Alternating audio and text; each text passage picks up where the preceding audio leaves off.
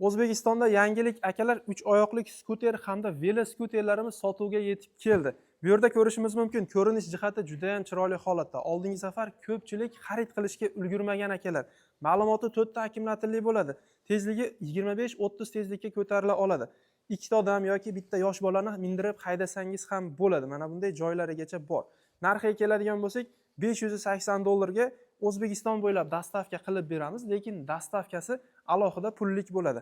Navbatdagisi xuddi shuni kattaroq varianti 16 ballonlik 5 ta akkumulyatorlik varianti. Buni $600 ga qo'ygan edik. Hozir bitta qolganligi sababli $550 ga chiqarib beramiz. Buni ham dastavka puli alohida bo'ladi.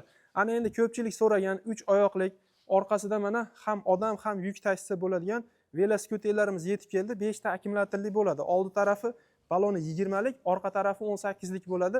Xo'p, bu yerda sidinani og'darib qo'ysak, mana bu yerda ko'rsatib o'tamiz. Sidinani og'darib qo'ysak, xuddi shunday bozor uchar uchun qulay joyi ochiladi. Ichki tarafi uzunligi 1 metr, eniga 80 sm ni tashkil qiladi. Bemalol ikkita qopda yukni yuklab olib ketsangiz ham bo'ladi. Motor miyasi xudo xolasa baquvvat. Bitta to'liq quvvatida sovuq kunlarda 40 km masofani bosib o'ta oladi.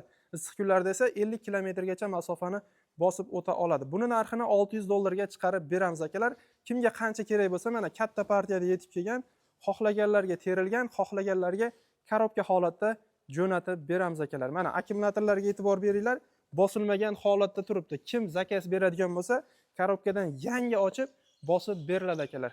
Demak akalar, bitta like bosib, xuddi shunaqa skuter qidirayotgan yaqininglarga videoni ulashib qo'yishni unutmanglar. Salomat bo'linglar.